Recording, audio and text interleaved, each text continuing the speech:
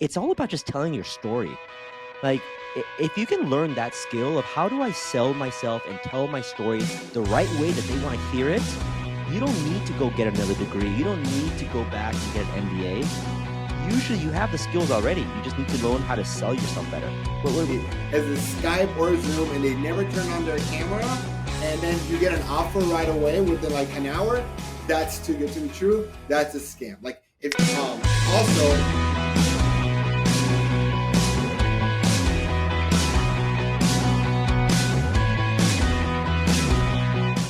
all right, welcome back to this episode of the How to Get a Job podcast. Today, I have an amazing guest. I have Sho Dewan. He's the CEO and founder of WorkHap, and he is somebody we've been friends, digital friends on LinkedIn and Instagram for like over 3 years now. Unfortunately, never met in person, but we have like so much in common. It feels like we've known each other forever. As both being a career coach in this space for some time.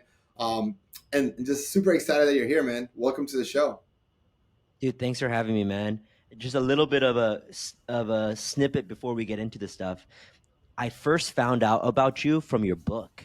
So it was not even through your Really? content, dude. It was through your book. I think it was Mastering to College to Career. I can't remember the exact title, but Yeah, man, yeah, I yeah, saw that. yeah. I mean, 4 years ago. So full circle moment for me, man. Really good to see how you've built your stuff, man. It's really, really great stuff. It's super interesting. I've been helping people get jobs for 10 years. 5 years, I was doing it while I was at PepsiCo, and I think we have some similarities that you were helping people throughout your career before you made the jump, right? And then 5 years now, full time, as I was building MC2C, which is now moved into Opni. And every evolution of the business, right? From being a speaker at universities and representing PepsiCo at the career fairs and the info sessions, to then writing a book, to creating an online course, to now having the academy, has always been in the goal of like, how do we help more people execute more? And so like, think about it like this, right? Like, I used to go to speak at universities. I spoke to over 200 universities before I left my job at PepsiCo, and I would talk about how to get a job. So I would break down like the process. And I would say 5% of those people, like, so people will be like, most people will like clap, super excited. A week later, I would say like less than 5% are actually executing what I talked about in the speech. Right. And so I was like, damn, like this sucks. This doesn't help. Like if you're talking about 95% of people are still not like changing their behavior, like what are they missing? And so like I had a mentor like, well, you need a book. Like you need a book. Like a book, given the whole action game plan. So then I'm like, all right, I wrote a book. I took like all summer, like I would go to this damn dog park and I would just write. And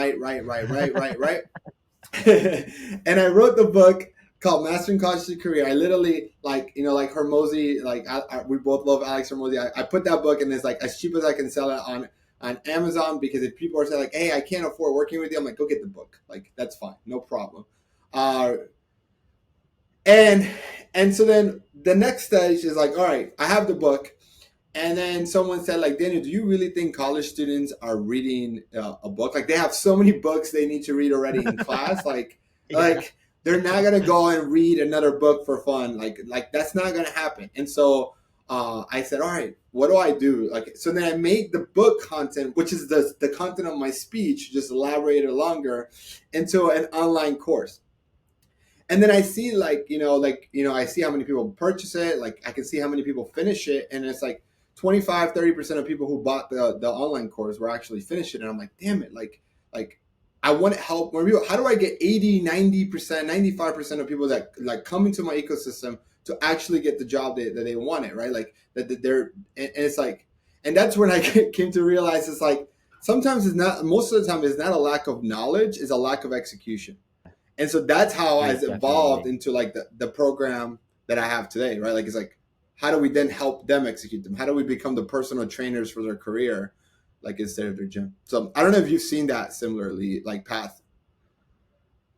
Well, yeah, I mean, I just see just from, us two, we've been doing it for a long time. There's so many more career coaches in 2023 than there were in 2019.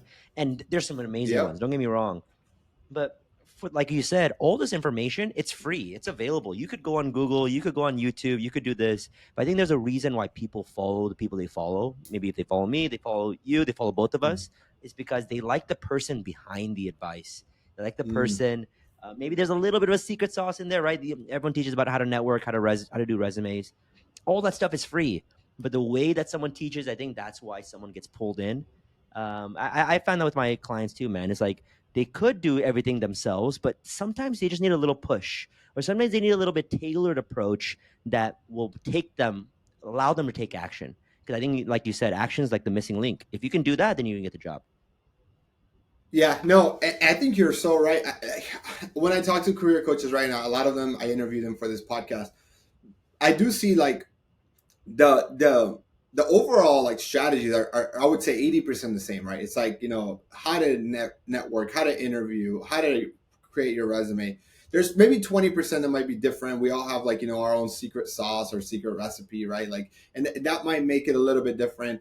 And I also agree, like, it's also like on the personality of the coach. Like, you as the job seeker, who can you relate to? Who can you like see? Like, you know what? I can see myself being like Sho. I can see myself being like Daniel. I can see myself being like Austin Belsack, right? Like, and because I can just relate to them more. And to me, like, if you're listening to your job seeker, I would highly advise you to go follow that career coach that you can connect with the best. That's going to allow you to execute the best. Mm-hmm. Definitely, man. Definitely. Because I think everyone comes from a different scenario.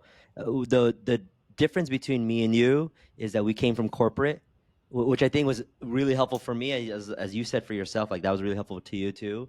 Where even when I was probably in like a lot of your client shoes when I was a student, even then I kind of had a figuring of like, man, I would love to do this for the rest of my career. I was helping my friends. I was helping my friends get into internships and get jobs. Even then I was like, man, I would love to make this my career. But you know what really gave me the confidence?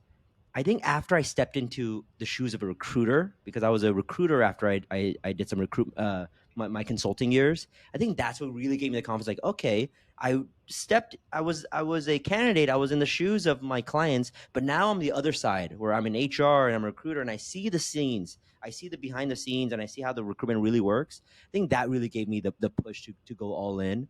But like you said, every career coach is going to have their own story. But that's kind of how I help my clients is like, I know you've been there through there as a candidate, but then here's what you might not know from the recruiter side. No, I love it. So, what got you into this field? Like, what motivated you to want to be a career coach? Like, why did you leave your corporate job? When I look at your LinkedIn, it's like you've worked for some of the most admired companies, like Deloitte, Sony, EY. Like, I mean, just to name a few. Like, what motivated you to like, what? I'm just gonna be independent. Dude, like I said, I think even when I was a student, I was just good at getting offers. I was good at the game. I got offers at Big Four. I got offers at Mercer. I got offers in a lot of these consulting firms. And some of my friends would approach me and say, "Hey, I saw you got this offer. Can you help me?" So I just loved it. I was helping my friends. I was helping their friends and getting to these cool companies. And even then, that thought, I was like, man, if I could do this for a full time career, I would love it. I would love to help people. I would love to share what I know. Um, but there was a lot of limiting beliefs I had. I mean, a lot of people has it, like a 22, 23 year old. It was just like, oh, well, do I feel good enough to charge? Am I really that much better than everybody else? Do I have the skills that they don't? Like a lot of these things that kind of held me back from actually going all in. And a lot of people don't know this. Actually, before WorkCab, me and a buddy of mine probably we started another coaching company. It was called Consult City, and we probably did that for like 6 months, and it flopped. And we were like 24, 25. We're like, all right, it's not the time. So it flopped. So WorkCap is my second time doing this career coaching thing. But I think the reason why it's different is because number one is the recruitment background. But if I'm honest with you, dude, it just because we just didn't stop, right? Like I think you Hmm. would know this too. You've been doing this Yeah. 10 years. It's just like you just withstand the first 3, 4, 5 years of you being shitty, and then eventually you don't become as bad anymore. I think that's kind of what happened with us.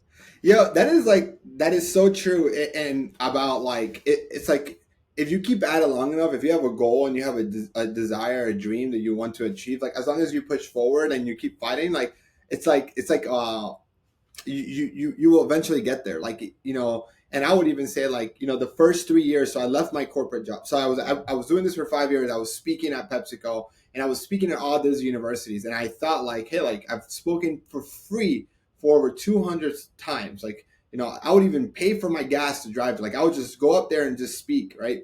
And when I finish, when I quit PepsiCo, and I'm like, you know what, like, I'm gonna go do this. And I would go back to the same universities that I was speaking for free, and I said, like, hey, like, I would love to come, but at this time, I would have to definitely charge. Like, this is my full time job now. Like, I realized, like, these people weren't willing to pay for that, because they were so used to getting it for free, and it's like I devalue myself in a sense, right?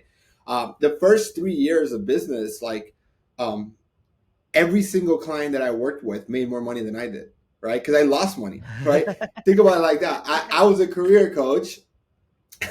And 100% of all the clients that I worked with made more money that year than I did, right? Like, it's like, and I would say, like, if it wasn't for the support system, if it wasn't for my wife, if it wasn't for her allowing me to, like, sell my 401k to continue to develop this, like, I would have had to go get a job. Like, I wouldn't have another option. And but it is those 3 years of, like, losing money, of learning how to be a better career coach, of learning how to provide a better service, like, just building a real business out of it, that's taught me so many of those lessons that, like, now I can now pass down to others. Dude, it's so true. And not even like taking that lesson and helping the people with the job search too. Sometimes, again, I'm not saying for everybody, but sometimes it makes sense to take a pay cut. Yep. Sometimes, from my experience, to get where you want to go and you see the long term vision, and maybe some people in the comments will be like, "What in our content we always say get the raise and get the salary negotiation." Don't get me wrong, that's if that's possible, obviously go for it. But like Daniel said, he took a pay cut to start his own business. Even when I was working at Big Four, I was working in consulting in New York, and I wanted to get into recruitment.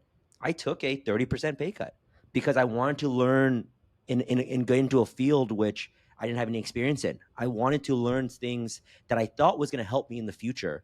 So if you're listening to this and you're like you have this dream job, dream industry, and you just want to find a way in, sometimes the way in is maybe lowering the expectations and just getting your foot in the door.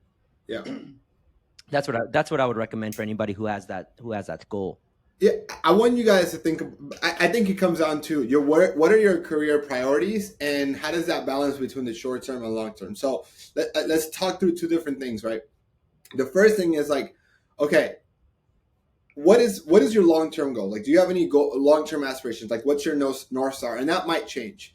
But then I would say, okay, like, if I want to be, like, let's say, a CEO of a Fortune 500 company, I didn't want to kind of, like, study, like, what are 50 of those CEOs have done? What are their path? Or what is the most common path? And the reason why I say that example, because that was the path. That was a goal that I had at one point, like, in high school.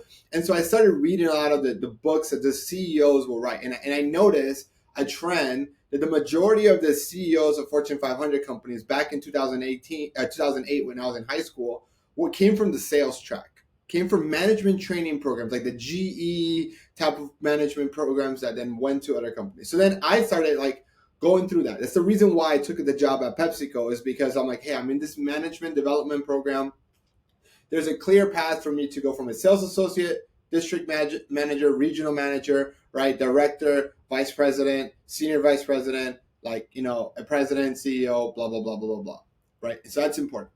So I want you guys to think about that. The second thing I want you guys to think about is, like, what are your current priorities? So, like, I have for our clients, we have a list of, like, the top 10 things you should prioritize in a job. Like, what, and then you have to then rank it, right? So, like, is it compensation? Is it location? Is it industry? Is it work-life balance? Is it development?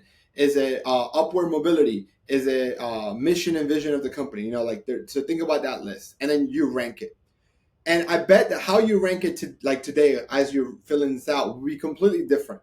Because when I was doing it right out of college, right, and I was doing this myself, right, I location was really important to me. Like, experience that I was gaining, being in a management training program, was important to me, and compensation were important to me. Those are my top three things. So that's why I chose the job that I chose.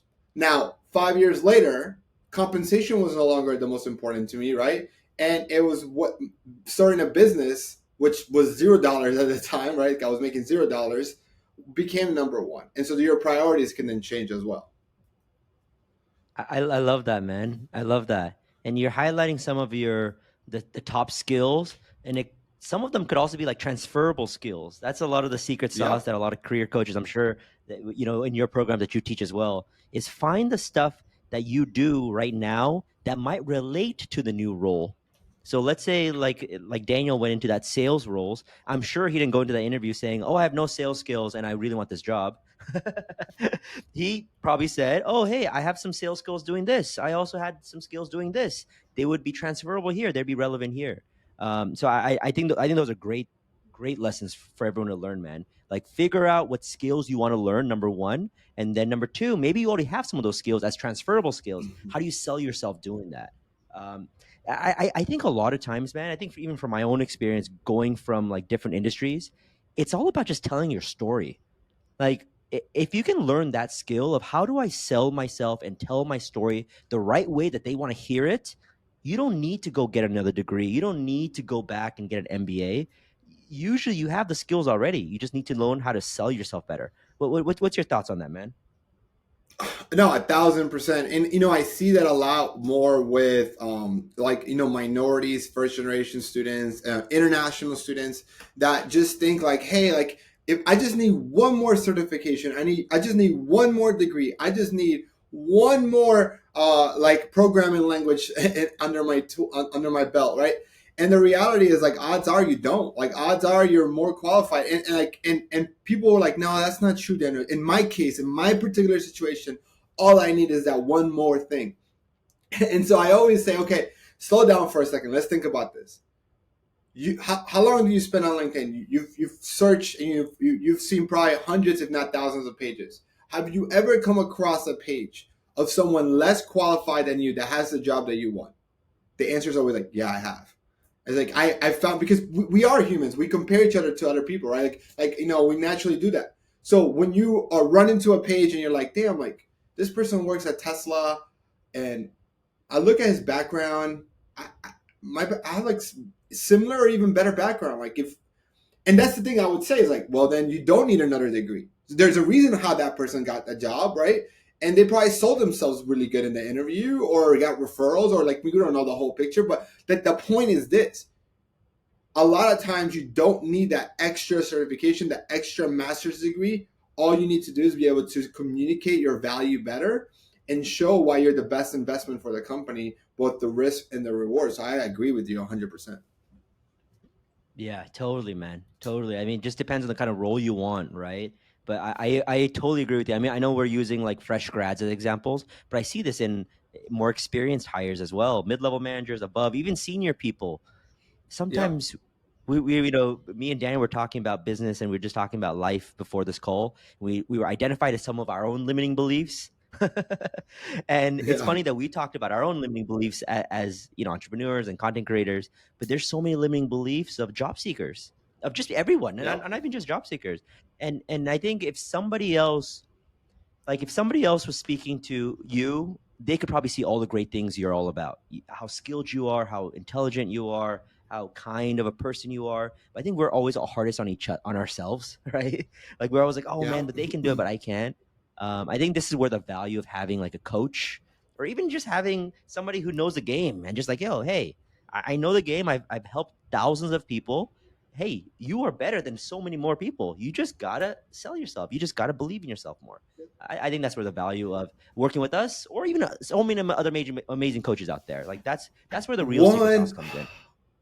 I think that is really, really true. And we talked about this earlier as well. Like, I don't necessarily think that like you should hire me or even you, right? Because of the not like the new knowledge you're gonna get. Like you can YouTube it, you can Google it. You're gonna be able to learn most. I think that the reason why you should work with a coach, and why I think is one of the best investments you can make is working with a career coach, is a couple of things. One is organize information so you're not wasting time trying to figure out what will work and what will not work for your circumstances. Two is accountability, right? Like we are very good at keeping promises for others. Like you don't miss a doctor's appointment. Like you're not late for the doctor, yet you will miss an appointment that you keep for yourself, right? And then three, it's exactly what you said. Like if you're working with a coach like us, like we've been doing this for a long time, and we've helped so many people, like hundreds, if not thousands, if not tens of thousands of people. We have a broader view of what's realistic or not, right? So like you might be having self-limiting beliefs. Like you might be like, I think I need another degree. I think I need another certification. But a good career coach can be like, no, I've placed hundreds, if not thousands of people without that master's degree or without that certification. And they've gotten a job at the companies that you want to get to. So you don't need it. Or same thing when it comes to like negotiating salary. Like, hey, you're getting completely underpaid. Like we need to negotiate this. Like, because you're going to be so inclined to just accept the first offer, right? So having someone who has a better understanding, a broader understanding of the market, of what's going on, because like right now, like I would tell you, being honest, like what used to take our clients three months to get a job is now taking 4 to 5 months. Like the market is very difficult right now for tech jobs, right? And what are those same type of talent, like the same type of profile that were getting six-figure offers last year, are now getting $80,000 to $90,000 offers, sometimes even $70,000 offers for the same type of like profile jobs. And I think it comes down to the market, but if you don't have a coach doing that, you might reject an offer that for the time period that we're on now, you might should accept. That doesn't mean that you shouldn't continue to apply. It doesn't mean that you like, there's other factors there, but a coach can give you better information about what's going on and ultimately pay for themselves and more. Like I would say for us, like we work on a pay by performance model. So like we charge about 5% of first year income. We're able to negotiate easily 5 to 10% more in every salary negotiation part, where that in itself will pay for that for working with us. Oh, 100%, man. Just like even knowing the strategies, right? About like how to ask for your worth, knowing what to say, having the confidence. I mean, that pays for itself. And you mentioned something there, Daniel, about like the market being changed in 2023 versus what it was back in the day. Mm-hmm. I see it in my clients as well. I think there's a longer lead time. I think there's also some responsibility for the companies just to be a little bit more transparent, a little bit more direct. I've been seeing a lot of some of my clients come back and say, "Oh, hey, they wanted an interview," and after the first round, there's like a big window of 2 3 weeks where they don't hear anything back, maybe even a month. I think that a lot of that is on the company, and Yeah. I think when it happens to us, we feel like, oh, it's something about me, it's something about my profile, something about something I said. But in reality, the company's probably just disorganized. They probably just don't have their stuff together. Have you been seeing that as well from your clients? Just the long lead time and just the wrong etiquette. Absolutely. And you know what's funny, what's even funny? So like we're seeing that, and we're seeing companies post jobs just so that and post jobs knowing that internally they're not hiring and they're in a hiring freeze, just so they can have a pipeline, so when they can open jobs, they can then have candidates already filled up. So like you have so here's why I do this. So I can share this. One of the things that we're trying to do in Opni is build a partnerships department. And what that essentially means is we're working on this, right? Like again, like I was telling you before, like I'm trying to really build this like really good, like the best company, right? And we want to essentially be a staffing agency, but for free. So think about, so we're literally hitting up recruiters and saying like, hey, I'll give you candidates. I have hundreds of candidates that I work with.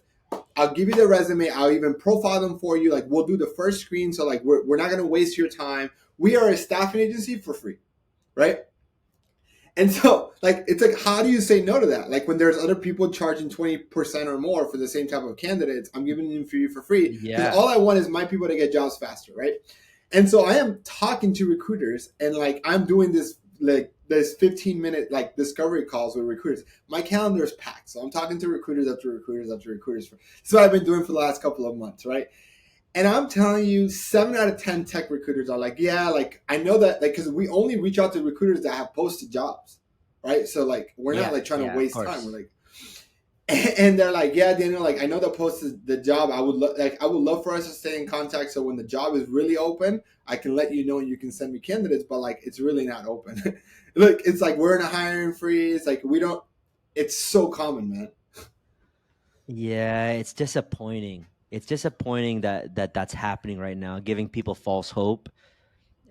I would just say if anyone's in that situation right now, you know what, that just caught that just kind of brought my to attention. Also, just be on the lookout for scams, guys. Like I don't know if Yeah, we've discussed this before, Daniel. Man, there's just so many scams going out right now. Just like the golden rule, if anyone's asking you for any money before you start, I mean that's just a big red flag. You know that there's I see videos all the time on TikTok, on Instagram, and people getting duped. So that's a whole nother issue. But I think for companies that are doing that, it's just not a great look. And if you do connect with a company like that, just know that that's probably not where you want to work. So you're probably saving yourself some heartache by not getting the job right now because that's not going to be a great job. Go to the companies that are honest, that are transparent, that showcase what they're all about. That's going to be 10 times better for your career than just like you getting a job that isn't real, right? I think yeah. that's the biggest takeaway here. You're absolutely right there, and also like I want to talk about the scams because it's happened so many times, and like it breaks my heart. Luckily, no one in my program has been able to scan because we actually review all offers before. Like we tell our clients like send us your offers beforehand so that we can help you like understand negotiation, but also like help them understand. Like a lot of my clients are international students, right? Like they don't understand what 401k is. They don't understand what healthcare plan to choose, right? So we like educate them on that stuff, right? So we're like, hey, let's go through your package and benefits all together, right? And you like first of all, like, and I'm gonna kind of go over because we've gotten probably like dozens of times our clients are like, "Hey, Daniel, like, I got an offer." And so first, if it's too good to be true, it's probably too good to be true. Like, if they message you and say they want to interview and as a Skype or a Zoom and they never turn on their camera, and then you get an offer right away within like an hour, that's too good to be true. That's a scam. Like if also look at the email where it's coming from. I've even seen them use like Fortune 500 companies, but you have to make sure that the email matches the website of the company. So, for example, I work at PepsiCo. I worked at PepsiCo, right? It's my email, and you can go to Hunter.io or MailScoop, and you can see what the actual emails of people in the company should look like. If you get an email from PepsiCo that that I don't know something else, but it's not .com, that's not from PepsiCo. That's a scam, right? Like, so like also understand where the email is coming from. Third, right? If they're trying to say, hey, to for you to send them money, that is ultimately the biggest flag. No company will charge you, and they always come in a way of like, we need you to send a check for $2,500 so that we can send you your brand new Mac, your office desk, your new supplies, your printer, and they go into the features of the printer or the features of the computer. Like, no company is trying to sell you to use the computer. They're just like, this is your computer. That's it. Like, it breaks my heart, man. You're So, absolutely right, though, bro. Dude, I think especially that point. You know what I actually don't hear often is when they turn their camera off. That's actually a really good point. That's actually a really good point because if you go on any Zoom call, if you're man, if they don't have their camera on, maybe the first round, okay. But if the entire process you haven't seen a face, that is a big red flag. That's a yeah, good yeah, one yeah, to that's call out it. too because I Like, don't think that's the a red lot of people flag. don't think about that. Yeah. That's a red flag. Yeah, No, absolutely. they're just so excited about the interview. They're excited to get an interview, and then Of they're course, of excited course. to get an offer. And so then the first thing is like, damn, no, makes sense, right? 1,500. That's their first job. $1,500 for a Mac, right? Because I'm gonna have to use it for my home office. Like, and makes perfect sense, right? So yeah, yeah. I think no, like if you don't see a face and they're asking you for money, I would run away. And I would even say like you don't even need to be my client. If you're in doubt, send me a screenshot of your offer, and I'll give you a reply. Like I'll help you on I that one. love that, man. I love that. I mean, dude, you gotta create. I think this is great content, dude. You gotta create a video on that. 3 ways to avoid a scam on the job, and then those are top three right there. Boom, boom, boom. Those are good right there, dude. We'll have like Valentina, if you're watching this, let's edit that clip. Let's make a reel on this.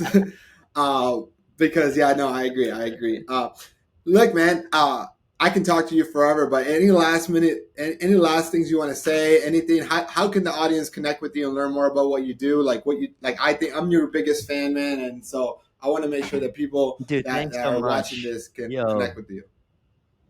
thanks so much, Daniel. I mean, it's been great connecting. Yo, we'll definitely can do this again. We'll definitely do this again. Apologies on my end, guys. I don't know if you can hear me as well or see me as well. It's probably my internet, so that's on me. We'll definitely do this again with me and Daniel. The best way to connect with me probably through IG and TikTok at Work App. If you want to do LinkedIn, you can also do LinkedIn Sho Dewan. But man, I would say the biggest takeaway, guys, like I think something that we alluded to before is all the stuff. Most of the stuff is out there, right? But Mhm. where I see the biggest missing link is people just not having the confidence in themselves to go for the job that they want, to ask for the salary that they want. The worst you can the worst thing you can they can say is no. Like so rarely will you ever get an offer retracted. It's never happened to any of my clients. It's probably never ever happened to any of Daniel's clients, and I know why they get retracted is because they ask in an unprofessional way. So if you're listening to this right now, of course you're not going to be Yes. unprofessional. Ask in a way Yes. that's genuine and that really shows your passion and interest. They're not going to say no and retract an offer from somebody who genuinely wants the job. So that's my lasting takeaway here for today. No, this has been an amazing show. You're awesome. I just enjoy your content and how genuine you are and how like you're just giving everything. You're not holding back, and I think that that's like amazing. And so like if you're not follow there people listening to that are not following you, which I highly doubt that's not the case. But if you're one of the few percentage of people who are not, you need to go. We're gonna put a link to his LinkedIn, his Instagram here, and I'll catch you guys all in the next episode. Thank you, my man. See you. How to Get a Job podcast. You do have to identify. And I'm super Back, I really wish that. Hey, I have some sales. my dad died when I was 3.